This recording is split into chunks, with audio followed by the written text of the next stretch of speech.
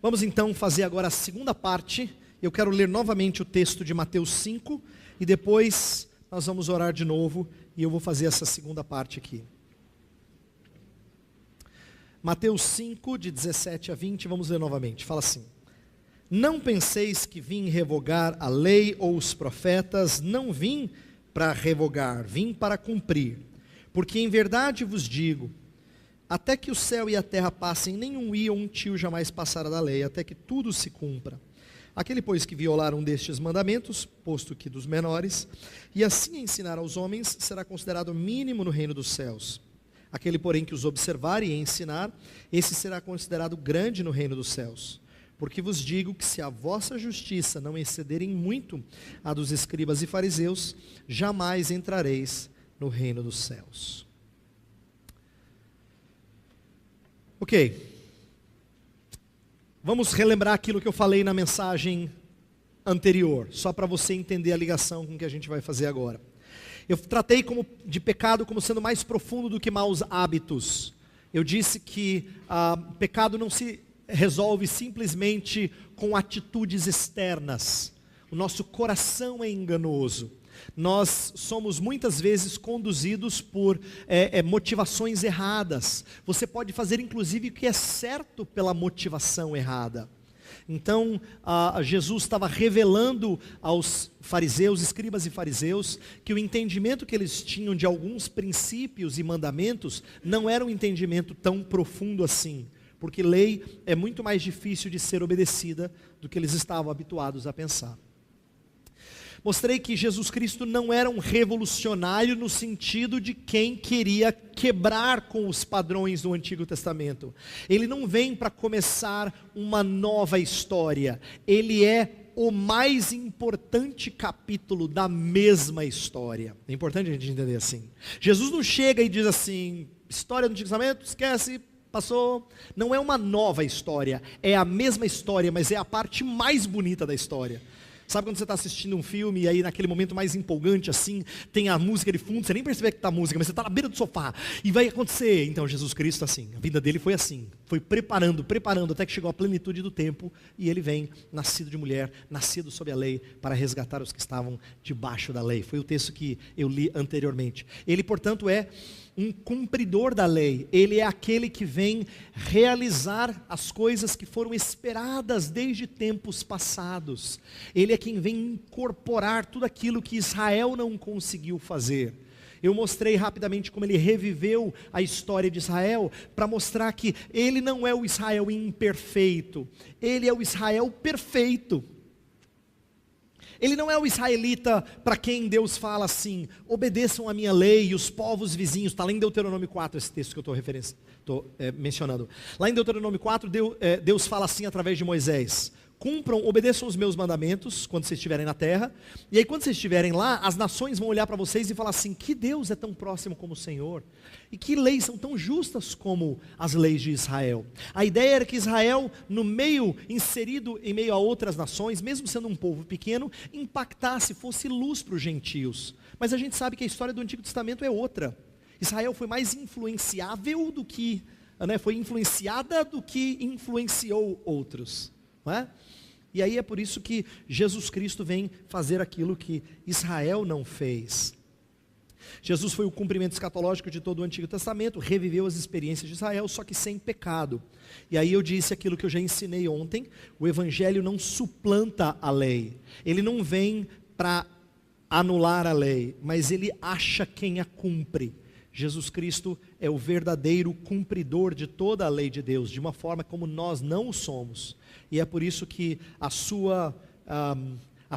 não só a sua mensagem, mas a sua vida é marcante na nossa relação com a lei. Por quê? Porque ele é aquele corredor, lembra que eu disse? Ele é o corredor que está na linha de chegada, porque ele já passou por tudo. Lembra, Hebreus vai usar aplicações assim que são lindas, vai dizer assim: aquele que foi tentado à nossa semelhança em todas as coisas é poderoso para socorrer os que são tentados. Por que diz isso? Porque Jesus Cristo não só sabe as coisas pelas quais você passa conceitualmente, ele as experimentou. Imagina que Deus tenha se dignado descer tão baixo assim, que ele vivencia a vida difícil, estragada e cheia de maldições que você e eu vivemos, para que ele se compadeça de nós. E quando a gente ora e fala em nome de Jesus ao nosso Pai, não dá para dizer assim: Deus, você não entende. Ele entende, não só porque ele conhece você, ele já vivenciou o que você vivencia. Olha que coisa impressionante. O Salvador, sendo rico, se fez pobre por amor de vós, disse Paulo aos Coríntios. Então Jesus Cristo, ele é o cumpridor da lei. E nesse sentido, o Evangelho não suplanta a lei, mas acha quem a cumpre. E Cristo tirou o peso da lei sobre nós. Por quê? Porque agora Deus não nos julga mais baseado no nosso desempenho. E eu estou falando essas coisas e eu espero ter sido claro no seguinte sentido. Quando a gente anda caminho de santidade, frequentemente nós temos a impressão de que Deus nos salva pela graça, mas depois Deus se agrada pela nossa obediência. A gente tem essa impressão. Nós, semelhante aos Gálatas que eu ensinei ontem, nós começamos com essa ideia de graça, mas às vezes a gente tem a impressão de que santificação é baseada na nossa força. Tanto é que frequentemente nós ouvimos e fazemos ameaças uns para os outros, para ver se assusta. Você já não fez ameaça, por exemplo, para dizer assim: ó, Deus vai julgar assim. Nós temos dificuldade de enxergar o Evangelho como motor de uma vida de integridade, e é por isso que eu falei do carro sem motor. Não adianta você dizer nada para quem está afogando. Ele sabe que tem que nadar, é porque ele não tem força. Ele está afogando, é por isso que ele está afogando. Não adianta você chegar e dizer nada, fulano, nada, dá abraçada. Não está, o que você está falando não tem utilidade nenhuma, é ineficaz. O que a gente precisa na vida da gente é do Evangelho, não só no começo da nossa vida. Eu falei ontem, todo momento da nossa vida. Então, olha que especial, quando você chega, por exemplo, para um momento de culto, quando você for próxima vez à sua igreja para cultuar, não importa onde seja, você não chega diante de Deus e diz: Senhor, eu estou aqui para te cultuar, porque essa semana foi boa, viu Deus? Eu acho que, não foi assim 10, mas eu diria um 8,5 foi, acho que, espiritualmente, acho que foi bom, 8,5, 9, não é assim. Porque quando você entende a lei, você diz: Senhor, eu estou reprovado essa semana de novo. De novo, Senhor, não passo na prova. Mas como é que você tem a coragem de se apresentar diante de Deus depois da semana que você teve? Você o faz em nome de Jesus. Ele tirou o peso da lei. Ele não aceita só quem é bom. É por isso que a gente participa da ceia. Quem participa da ceia não é quem foi bom esse mês, é quem reconheceu que é pecador esse mês e precisa de novo do sangue e do corpo. Portanto, Jesus Cristo nos aproxima dele frequentemente, mostrando-nos a obra dele, para que a gente entenda que é assim que nós somos colocados de novo no caminho certo, de novo na trilha cristã. Então, eu quero que você compreenda, e a minha oração é que as mensagens de ontem, de hoje e até o resto do nosso tempo aqui, ajudem você a lutar contra legalismo. Porque esse é um pecado comum no meio do povo de Deus. Inclusive, olha só o que eu me refiro à primeira mensagem e a de agora. Na primeira mensagem eu falei que a lei foi relacionada com Cristo e como tal relação tirou-nos o dever de obedecer perfeitamente, de sofrer pelos erros. Isso é justificação. Agora eu vou mostrar como Cristo transforma a nossa relação com a lei, ensinando-nos o princípio para cumpri-la. Se eu falei mais de justificação antes, agora eu vou falar mais de santificação. Os reformadores diziam que essas duas bênçãos são distintas, mas nunca separadas. Não é possível você ser justificado e não estar sendo santificado.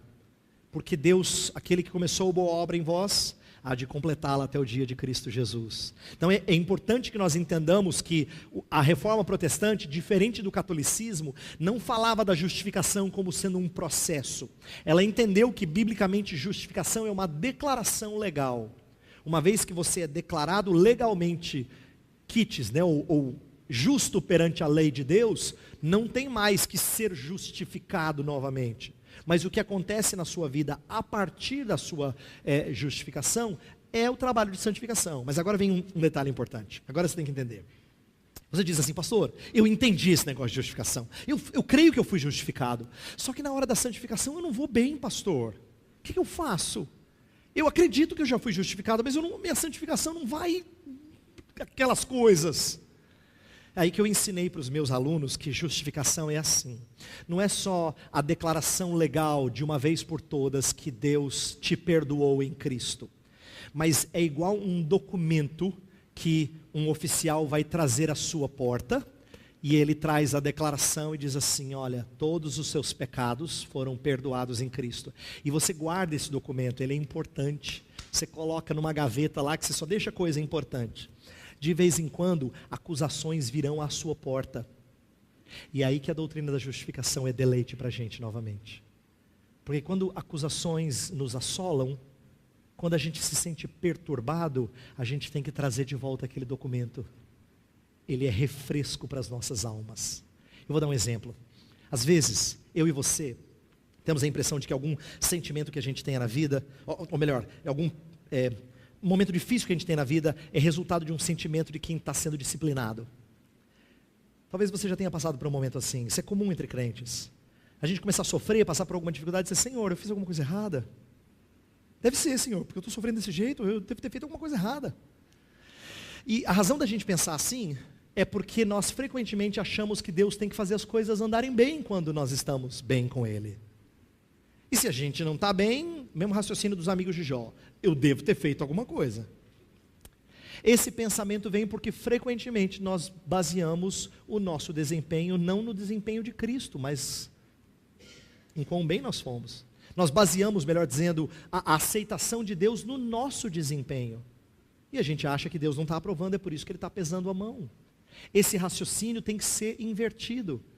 Senhor, eu venho como estou, em Cristo Jesus, carente de mudanças. A justificação se torna aquele documento que frequentemente vai trazer alento à minha alma. Minha semana não foi boa, Deus, mas o Senhor diz que em todo tempo eu louvarei ao Senhor. E o meu louvor estará sempre nos meus lábios. Por isso que você vai à casa do Senhor, não quando você está bem. Você vai à casa do Senhor sempre, porque você sempre precisa dEle. Mas como é que você se apresenta diante do Santo Senhor? O documento é o seu deleite, é o que te move. E eu quero falar agora não só da força que move, mas como ela move no nosso interior. Veja só. Se na primeira mensagem, Cristo reafirmou a lei contra todos aqueles que têm ojeriza para com a regra e o rigor legal, né, os antinomistas. Então a primeira mensagem eu enfatizei a importância de Cristo ter ensinado a lei, e de que Cristo não abandonou com a lei. Ele não disse assim, acaba com lei, para de lei. Então contra aqueles que têm ojeriza a lei, ele está ensinando a importância da lei. Mas agora na segunda mensagem, ele surpreende até os legalistas, ao dizer que estão muito abaixo do padrão divino. Legalistas têm uma visão rasa da lei. Deixa eu explicar. Na primeira mensagem, eu enfatizei assim, Cristo diz, eu vim cumprir a lei, e aí mostra a importância da lei. E aí se Jesus tivesse pregado do jeito que eu preguei, claro que ele não fez isso, mas se ele tivesse, na primeira mensagem, os legalistas iam estar assim, isso mesmo, Jesus, mostra a lei para eles. Mostra que esse pessoal aí estão tudo sem lei, tudo imoral. Aí na segunda mensagem ele mostra para os legalistas que nem eles tinham entendido a lei. E é isso que eu quero falar nesse segundo momento. Por quê?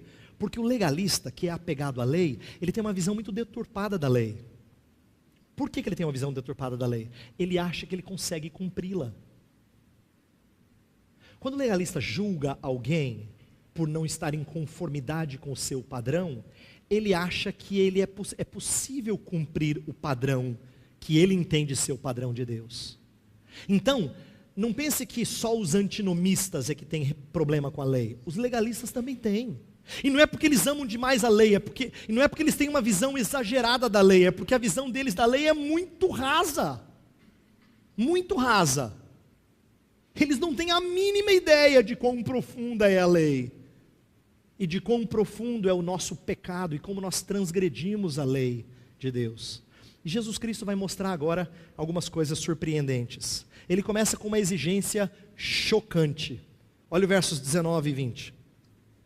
Aquele, pois, que violar um destes mandamentos, posto que dos menores, e assim ensinar aos homens, será considerado mínimo no reino dos céus. Aquele, porém, que os observar e ensinar, esse será considerado grande no reino dos céus. E agora vem: porque vos digo que se a vossa justiça não exceder em muito a dos escribas e fariseus, jamais entrarei no reino dos céus. Eu quero que você entenda a força dessa exigência. Ele está falando para um povo que sabia que os escribas e fariseus eram um exemplo máximo de obediência à lei. Aí Jesus chega assim, ó, tem que ser melhor. Mas ele não falou só que tem que ser melhor, tem que ser muito melhor. Jesus vai fazer uma exigência chocante. Quando ele fala, ouvistes que foi dito, Jesus não está se contrapondo a Moisés. Ele está se opondo aos acréscimos da tradição judaica. Ele está falando com homens que, como eu disse, pegavam a doutrina do sábado e criavam novas leis. Pegavam algumas coisas da lei do Antigo Testamento e criavam novos preceitos. Lembra que eu dei o exemplo do dinheiro que era usado para Corban, que era o dinheiro para Deus, antes do que para cuidar do pai e da mãe. É nesse sentido que Jesus está se opondo. Escribas e fariseus passavam a vida estudando e expondo a lei. Seria difícil demais ser mais justo do que eles. Filipenses 3,6 é um texto escrito por um fariseu. Lembra que Paulo era fariseu? Ele fala assim: olha, se alguém poderia confiar na carne, eu ganharia de vocês. Vamos jogar? Aí ele fala assim: primeiro, eu sou hebreu, você é hebreu? Não, já perdeu. Já perdeu. Mas vamos mais longe?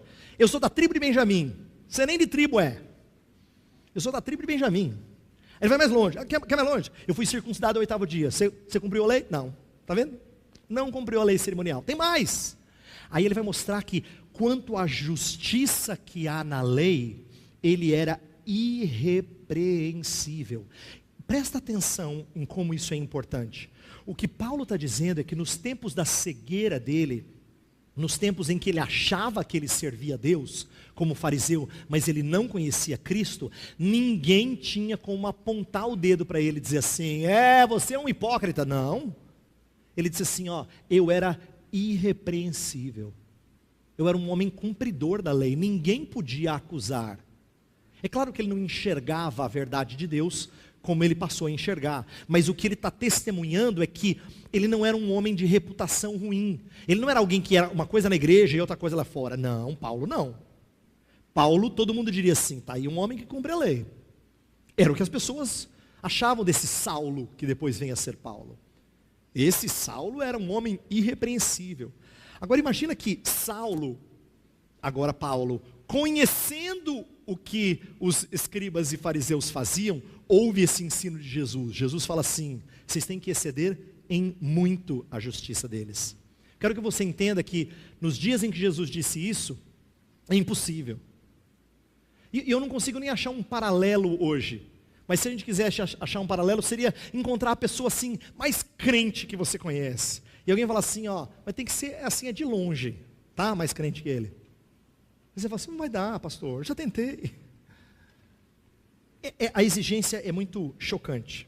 Mas o que Jesus está ensinando? E agora que vem o ensino importante e a chave dessa segunda mensagem. Jesus está contrastando a justiça do coração com a justiça de mãos. Os fariseus eram ótimos para fazer coisas, para aparentar. Lembram que usavam os filactérios grandões para mostrar que eles carregavam a lei aqui na testa. Eles mostravam quanto eles oravam ao orar nas esquinas, Jesus fala, né? Senhor, graças te dou, porque não sou como estes. Eles mostravam a sua justiça. Essa é a justiça de mãos. Jesus quer falar de uma justiça de coração, que homem nenhum vê, mas o Senhor vê. A justiça de coração é um excelente princípio contra a atual luta por justiça social. Nós vivemos num tempo em que não só os descrentes, mas até os crentes têm falado que a igreja não tem feito trabalho social. E eles alertam para um problema que é real no nosso meio. O que me entristece, porém, é que essa luta por uma justiça social, muitas vezes não é acompanhada por uma justiça de coração. Eles querem fazer obras achando que podem pelo seu muito esforço, antes do que compreender que é o Evangelho que nos move a socorrer os necessitados, os abatidos. Estou dizendo isso porque nossa sociedade é uma sociedade que quer mostrar que é justa. Os fariseus e escribas faziam a mesma coisa. A nossa sociedade precisa aprender a ter um coração transformado, para que justiça brote desse coração. Então, meu ponto é mostrar que o ensino de Jesus não era próprio só para aquela época, é próprio para a nossa época. A nossa época repete os mesmos erros daquele tempo. Olhar para o princípio, o espírito da lei, desprezado pelos doutores. É isso que Jesus Cristo vai mostrar. Quando ele fala assim, ouviste que foi dito, não matarás, e quem matar estará sujeito a julgamento. Mas eu digo a você, se você se irá contra o seu irmão, você já está sujeito a julgamento. Por que Jesus está falando isso? E João vai pegar nisso, dizendo que o ódio do irmão já é homicídio. O apóstolo João vai mostrar isso. Você quebra o sexto mandamento, não matarás, quando você odeia o seu irmão. Jesus está tentando mostrar que o mandamento, ele é apenas uma maneira de expressar algo maior. Um grupo de problemas. Quando não matarás é ensinado, e o sentido é de homicídio, é de assassinar, é de tirar a vida de alguém intencionalmente, relacionado a isso está toda uma gama de princípios e mandamentos que devem promover a vida do outro. É isso que é legal do Antigo Testamento, que a tradição cristã entendeu. Por exemplo, os puritanos frequentemente falavam que por detrás do não, tem sempre um sim nos mandamentos. Por detrás de um não matarás, tem um promova a vida do próximo. E Jesus vai mostrar para os escribas e fariseus que não é só deixar de matar que os faz justos. Eles levavam muitos à perdição e odiavam outros que não faziam igual a eles. E nisso eles estavam matando. Você já fez evangelização para alguém e quando você pergunta para esse alguém assim, o que você acha que Deus pensa de você? Eu não sou perfeito, ninguém é perfeito, mas eu nunca matei, nunca roubei, não é? Brasileiro não argumenta assim frequentemente. O que ele quer dizer para você é que ele é justo baseado numa justiça externa. Ele pensa assim. Ele acha que ele é justo porque é baseado numa justiça externa. O raciocínio dele é o mesmo, é o raciocínio de ímpio. E nós cristãos não podemos raciocinar assim. Jesus vai mostrar o espírito da lei, o princípio da lei. E uma das coisas fantásticas da lei é que ela mostra, no seu princípio, no seu espírito, ela vai revelar pecados onde ele achava que a gente não tinha pecado. Ele fala, nunca matei, nunca roubei. Você vai mostrar para ele que ele já matou e já roubou sim, várias vezes. A lei faz isso, ela fere o coração daquele que entende. Quando Jesus fala mais, excederem muito a justiça dos escribas e fariseus, ele está falando de ser mais justo não em grau, mas em tipo. Presta atenção nisso. Jesus não quer dizer assim, você tem que fazer mais boas obras do que eles. Você precisa ler mais a Bíblia do que eles. Não dava, os caras já liam a Bíblia o tempo todo. Os caras negligenciavam outros mandamentos para poder aparentar justo nesses. Não é para competir quantas horas? 16 horas na Bíblia? Eu vou fazer 17 hoje. Não é assim. Jesus não está falando de mais no sentido de mais coisas a fazer. É um tipo diferente de justiça, que é muito superior à dos escribas e fariseus. Portanto, não se trata de quantidade de justiça, mas de justiça de outra qualidade. E é nisso que Jesus vai mostrar que aquilo que ele propõe para os seus discípulos é muito superior ao que escribas e fariseus faziam. Olha só, eu quero pegar o texto de Lucas 18. Lucas 18 é um texto precioso. Se você puder abrir, a gente vai relembrar. Você sabe a história, mas eu quero ler de novo a história para isso ficar claro. Antes de aplicar, eu preciso relembrar. Lucas capítulo 18, a partir do verso 9, está lá. Uma parábola que fala do fariseu. Jesus não estava falando de uma justiça que supera do fariseu, então isso aqui é uma boa parábola. Propôs também essa parábola a alguns que confiavam em si mesmos por se considerarem justos e desprezavam os outros. 2 homens subiram ao templo com o propósito de orar, um fariseu e o outro publicano. O fariseu, posto em pé, orava de si para si mesmo desta forma: ó Deus, graças te dou, porque não sou como os demais homens, roubadores, injustos e adúlteros, nem ainda como este publicano. Jejuo 2 vezes por semana e dou o dízimo de tudo quanto ganho. O publicano, estando em pé, longe, não ousava nem ainda levantar os olhos ao céu, mas batia no peito, dizendo: ó Deus, sê propício a mim, pecador. Digo-vos que este desceu justificado para a sua casa, e não aquele, porque todo que se exalta será humilhado, mas que o se humilha será exaltado. O que eu quero mostrar com essa história é o seguinte: o fariseu se julga superior aos outros, o tipo de justiça dele permite isso, na verdade incentiva isso. Por isso que ele diz: graças te dou, porque não sou como os outros, nem este publicano. Inclusive, tem uma coisa aqui que não é tão perceptível para você. Quando ele fala no versículo 12, jejuo 2 vezes por semana e dou o dízimo de tudo quanto ganho, os comentaristas falam assim, o fariseu está querendo dizer que ele vai além da lei.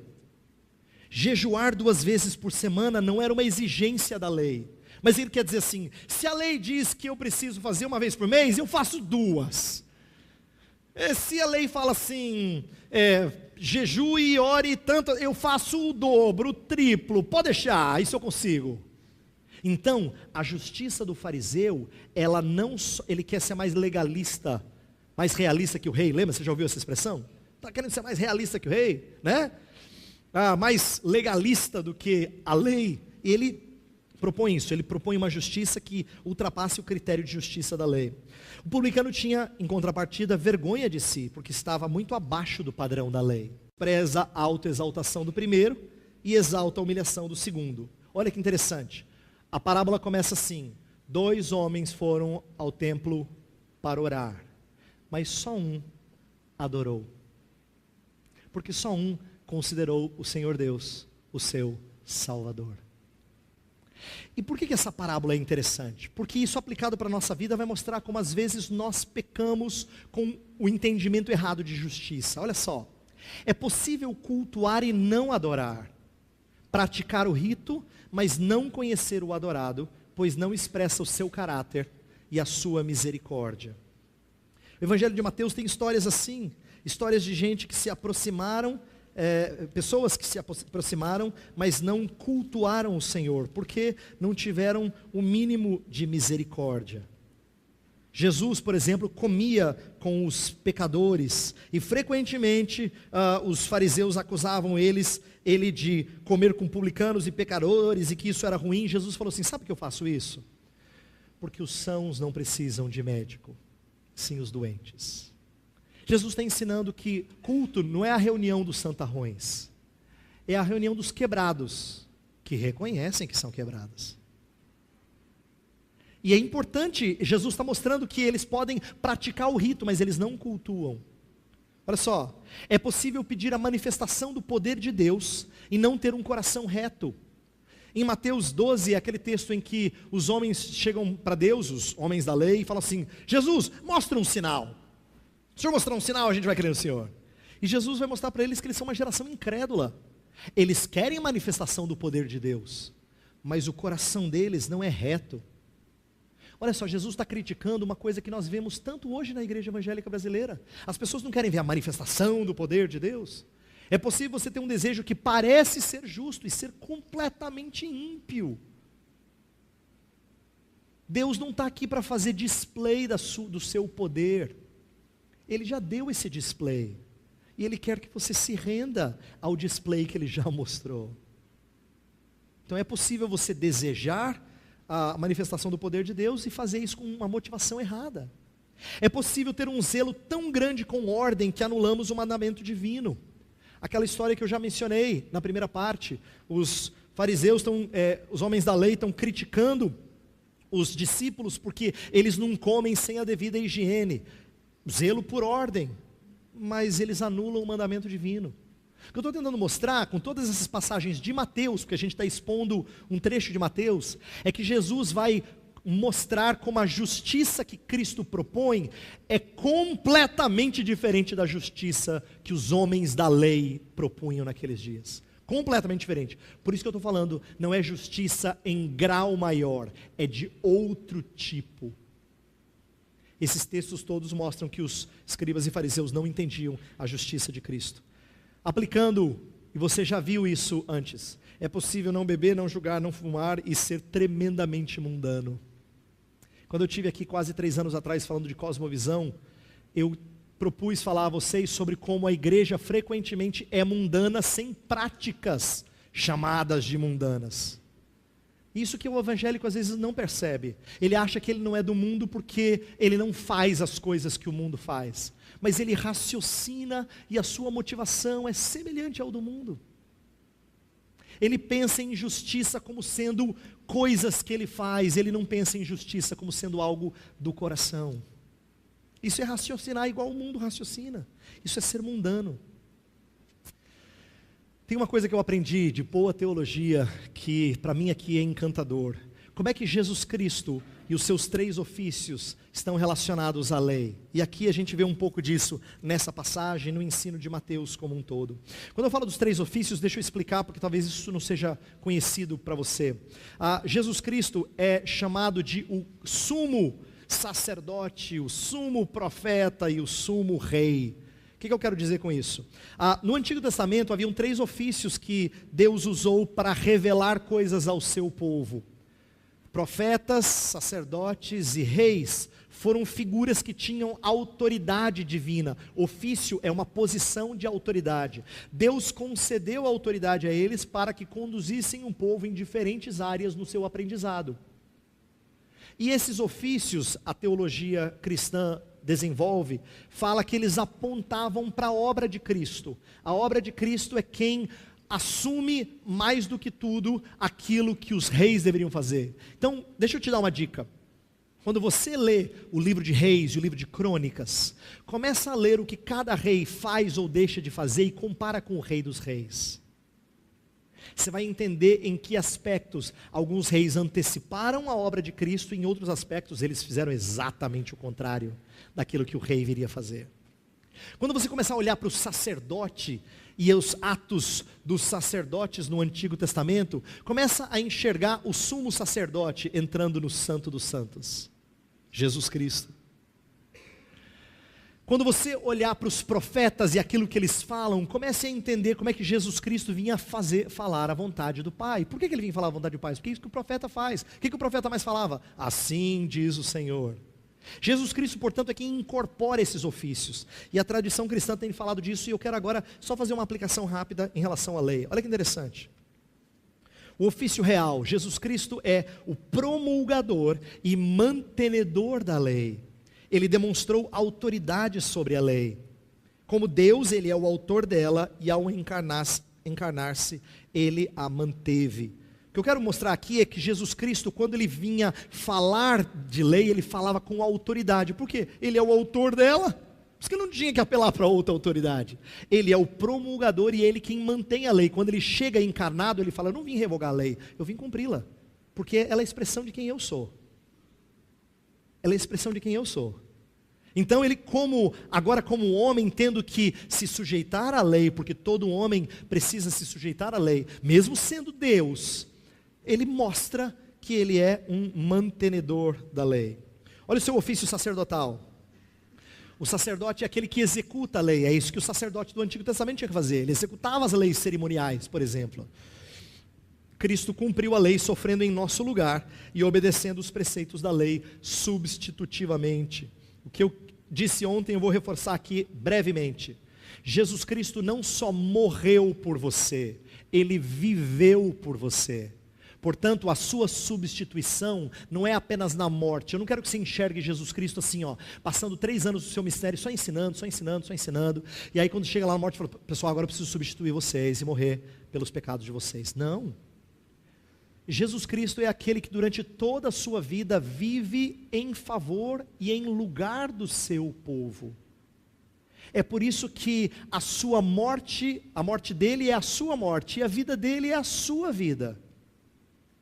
Então, por isso que eu expliquei na primeira mensagem que ele revive a história de Israel, porque ele é aquele que obedeceu a lei. E Romanos 5,19 fala que pela obediência de um só, muitos foram justificados. Pela obediência de um só, muitos foram justificados. Por último, o ofício profético. Jesus Cristo é o intérprete da lei. É por isso que quando ele vem falar da lei, ele vai mostrar que ele a entende de um jeito que outros não entenderam. O que o profeta no Antigo Testamento fazia? Ele pegava a lei e aplicava. Eu disse isso recentemente a um grupo de seminaristas, e eu quero dizer hoje para os alunos da Charles Spurgeon, os demais estão aqui. Quando a gente vai estudar os profetas, a gente tem que ter em mente muito claro a lei do Pentateuco. Principalmente Deuteronômio 28, se eu pudesse resumir assim. Por quê? Porque quando um profeta, ele vai falar do castigo de Deus, ele fala, eis que virá um castigo assim, assim, assim, e ele antecipa um determinado castigo, na verdade o que ele está fazendo é pegando as maldições da lei mosaica lá atrás, em Deuteronômio 28, e aplicando isso à vida do povo. Então, por exemplo, quando ele fala de entrar povos estranhos, em Isaías 28, é um texto citado por Paulo em 1 Coríntios 14, fala que povos de línguas estrangeiras entrariam no povo. Ele está falando do cativeiro babilônico. Por quê? Porque em Deuteronômio 28, Deus fala que a terra seria invadida por línguas estranhas. Quer dizer, gente falando outro idioma. Então, o que eu estou tentando mostrar com isso? O profeta, ele era alguém que não só previa, não pense em profeta como sendo primordialmente um vidente. Tem gente que tem uma ideia errada de profecia. O profeta do Antigo Testamento, Deus deu a ele oportunidade sim e habilidades de antever coisas, mas o que eles mais faziam era pegar a lei de Deus e aplicá-la ao povo. O povo está obedecendo a lei? Não. Então o que vem? Maldição. É por isso que você lê profeta e só leva chibatada. Já fez devocional nos profetas? Ô Senhor, tem misericórdia. Na outra noite, ô Senhor, tem misericórdia. Ô Senhor, para de bater um pouquinho, porque é só chibatada. Não é só chibatada, no finalzinho eles sempre são graciosos, e a graça de Deus e o Evangelho de Deus vem trazer refrigério à sua alma, mas é porque eles estão aplicando a lei. O que Jesus Cristo faz? Ele fez a devida leitura da lei, corrigindo interpretações de seus dias. O que eu quero mostrar para vocês é que Jesus Cristo, portanto, tem uma ligação com a lei que é interessantíssima e riquíssima, para que agora nós sejamos os devidos cumpridores dela. Então deixa eu contrastar, para você entender o outro tipo de justiça. A justiça farisaica, ela se mostra aos outros. A de Cristo, apresenta-se a Deus. A justiça farisaica, ela se preocupa com os frutos. A de Cristo se preocupa com a raiz. A justiça farisaica se preocupa com fazer. Em seus passos, o que faria Jesus, não é? Que você quer fazer. A justiça de Cristo preocupa-se em ser. Se alguém está em Cristo, nova criatura é. Ele sabe que a sua identidade é o que o move a obedecer a Deus. A justiça farisaica inspira soberba, a de Cristo desperta humildade. É por isso que o homem que sai exaltado lá da parábola é um homem que humilhou-se. A justiça farisaica carrega fardos pesados. Porque é pesado ser alguém que sempre depende do seu desempenho. De vez em quando a máscara cai. Não pense que um legalista vive sempre tranquilo. Pelo contrário, é pesado. Gálatas fala disso, de fardos pesados que eles carregavam e escravizavam outros. Jesus falou isso, que os fariseus colocavam pesos que eles não conseguiam carregar sobre os seus discípulos. Já Jesus Cristo chama-nos a uma vida de jugo suave, de fardo leve. A justiça farisaica é escravizante, a de Cristo é libertadora. Por isso que eu disse para vocês, Jesus não está falando de uma justiça maior em grau, ele está falando de um outro tipo de justiça, incomparavelmente mais impressionante. Justiça superior, como? Só entra no reino quem tiver tal justiça. Ele falou isso lá no versículo 20. Se vocês não tiverem uma justiça muito superior dos escribas, jamais entrareis no reino dos céus. O padrão do reino, portanto, é a santidade do rei. Lá no capítulo 5, no final do capítulo 5, versículo 48, fala assim: portanto, sede vós perfeitos, como perfeito é o vosso Pai Celeste. Você imagina se ouvindo esse sermão? Então, pessoal, eu estou aqui para dizer para vocês que vocês têm que ser perfeitos, tá? Que nem o Pai. Mas esse é o padrão de Deus. Deus não abaixa o padrão por causa da sua incompetência, e nem da minha. O padrão de Deus é perfeição. Agora, por que eu estou dizendo, você se imagina ouvindo esse sermão? Porque você provavelmente diria assim: pastor, impossível. Foi exatamente a reação dos discípulos, quando Jesus falou assim: é mais fácil um camelo passar pelo buraco da agulha, do que um rico entrar no reino dos céus. Impossível, Jesus. Aí Jesus falou assim, exatamente, impossível. Mas o que é impossível aos homens, é possível para Deus. Jesus não falou para eles, impossível, vocês não entenderam, não é impossível, é possível sim. Não, quando eles falaram impossível, Jesus disse exatamente, é impossível, aos homens é impossível. Mas o que é impossível aos homens é possível a Deus. Olha só, uma justiça que vem do coração só pode ser produzida pelo Espírito. Jesus está falando de uma justiça que não é feita por causa de você, mas por causa do Deus que habita em você. Uma das promessas mais lindas no Antigo Testamento estão registradas lá em Jeremias e em Ezequiel.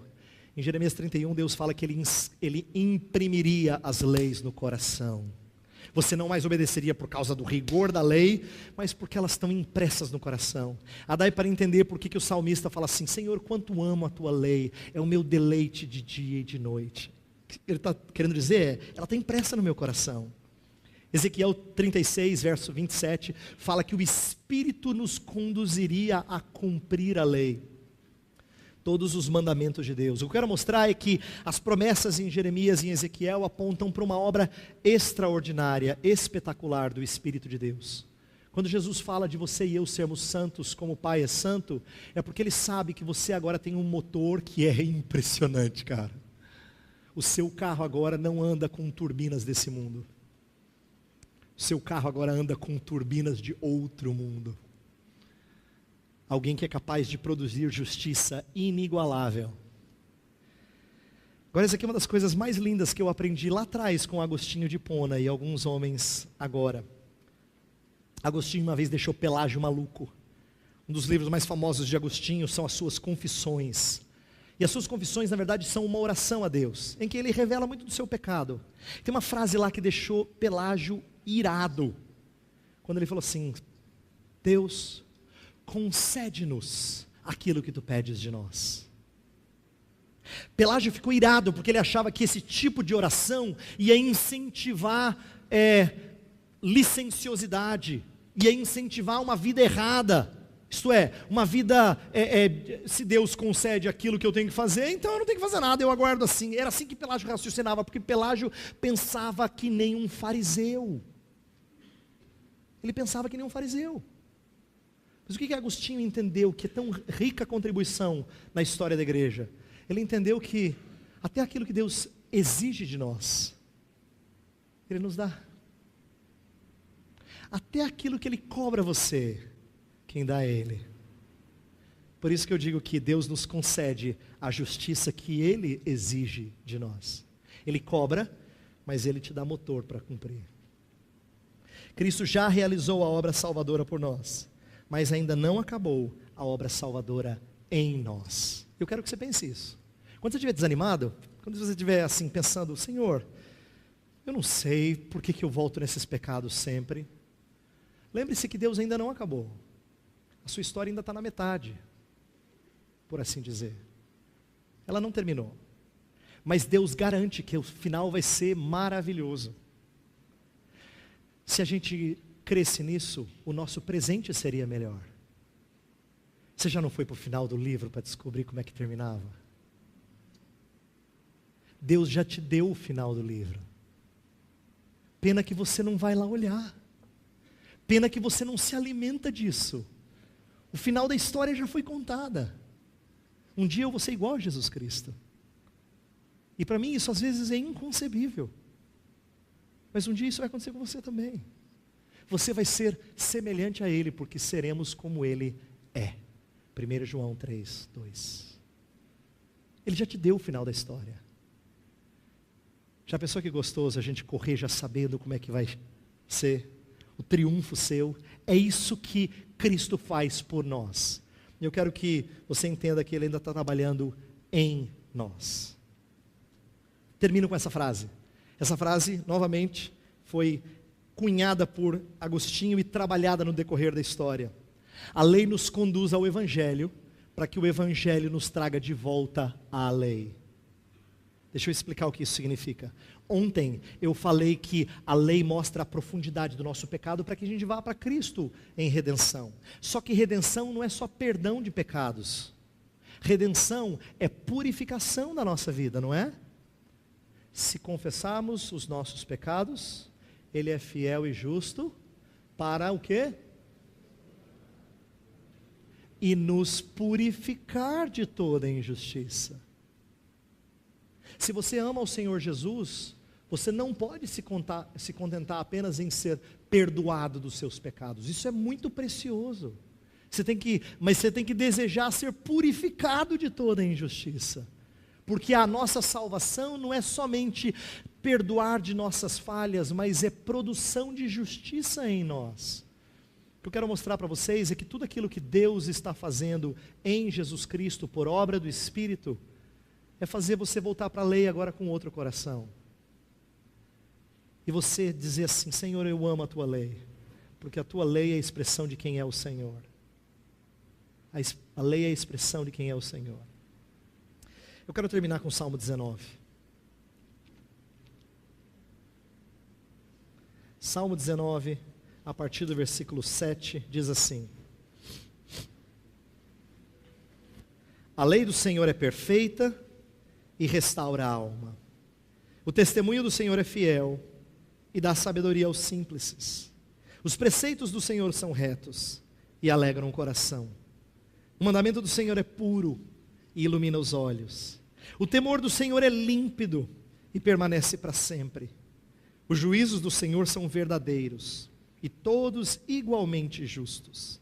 São mais desejáveis do que ouro, mais do que muito ouro depurado, e são mais doces do que o mel e o destilar dos favos. Além disso, por eles se admoesta o teu servo, em os guardar a grande recompensa. Você percebeu que até aqui ele ama essa lei? Ele fala maravilhas dessa lei. E ele entende que cumprir a lei não só é certo, é bom, a grande recompensa. Mas agora olha o que acontece quando você se depara com a lei. Quem há que possa discernir as próprias faltas? Absolve-me das que me são ocultas. Ele sabe que tem coisas que às vezes ele não enxerga de pecados dele. Mas olha o verso 13. Também da soberba guarda o teu servo, que ela não me domine.